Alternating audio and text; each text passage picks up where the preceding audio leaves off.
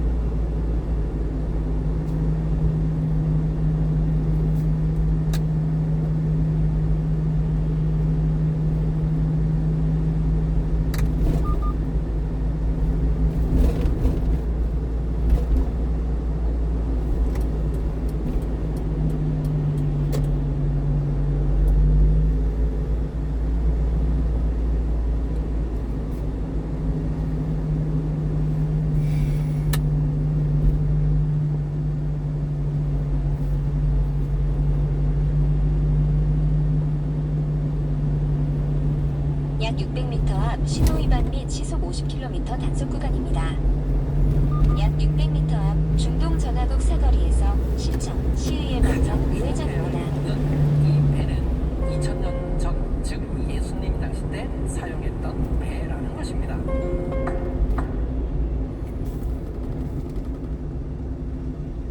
평지 복음이라고 이야기합니다.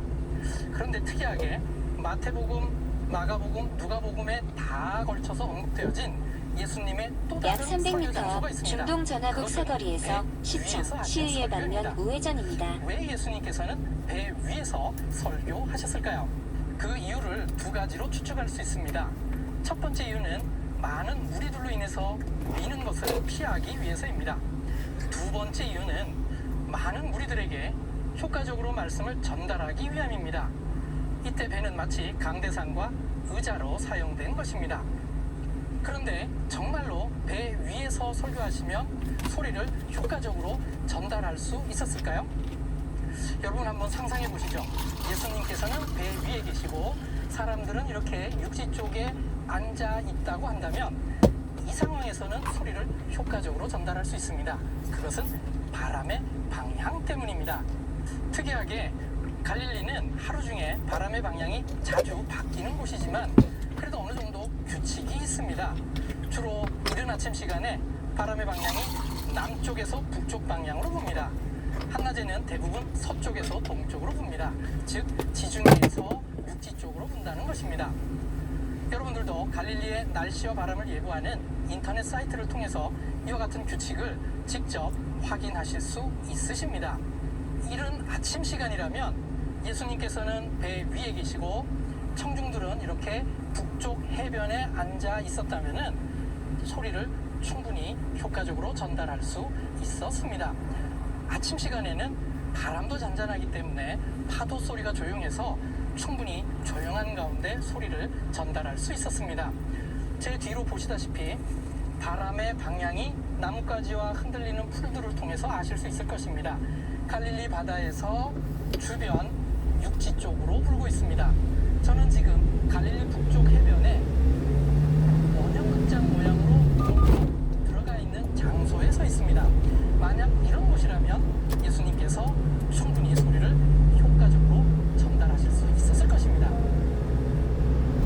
잠시 후 우회전입니다. 예수께서 홀로 계실 때에 함께한 사람들이 12제자와 더불어 그 비유들에 대하여 물으니 이르시되 하나님 나라의 비밀을 너희에게는 주었으나 외인에게는 모든 것을 비유로 하나니 이는 그들로 보기는 보아도 알지 못하며 듣기는 들어도 깨닫지 못하게 하여 돌이켜 죄사함을 얻지 못하게 하려 함이라 하시고 또 이르시되 너희가 이 비유를 알지 못할진대 어떻게 모든 비유를 알겠느냐 뿌리는 자는 말씀을 뿌리는 것이라 말씀이 길가에 뿌려졌다는 것은 이들을 가리킴이니 곧 말씀을 들었을 때에 사탄이 즉시 와서 그들에게 뿌려진 말씀을 빼앗는 것이요 또 이와 같이 돌밭에 뿌렸다는 것은 이들을 가리킴이니 곧 말씀을 들을 때에 즉시 기쁨으로 받으나 그 속에 뿌리가 없어 잠깐 견디다가 말씀으로 인하여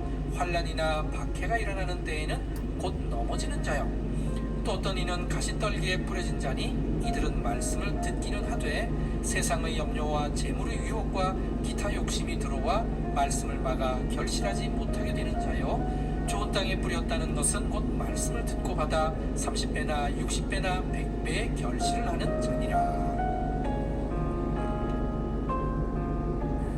예수님께서 홀로 계실 때 제자들과 함께한 이들이 있었습니다. 12제자들은 알겠는데 과연 이 함께한 이들은 누구일까요? 마가복음 3장에서 예수님에 대한 반응이 극과 극이었습니다. 특별히 예수님께서 말씀하시기를 하나님의 뜻대로 행하는 사람이 내 형제요 자매요 어머니라고 했습니다. 이때 함께했던 사람들이 4장에도 여전히 함께해서 예수님 주변에 있었던 것으로 보입니다. 이들이 제자들과 함께 첫 번째 비유의 뜻이 무엇인지 물었을 것입니다. 예수님께서 홀로 계실 때 질문했으므로 아마도 이 에레모스이거나 이 주변 어딘가에서 질문했을 것입니다. 배 위에서의 첫 번째 비유의 말씀은 씨 뿌리는 자의 비유라고 알려져 있습니다. 그런데 씨 뿌리는 자의 비유가 과연 적절한 제목일까요? 혹은 여러 종류의 밭에 대한 비유라고 하는 것도 보았습니다. 과연 어떤 제목이 가장 적절할까요? 지금부터 날 풀어준 법을 원망해. 지목을 주세.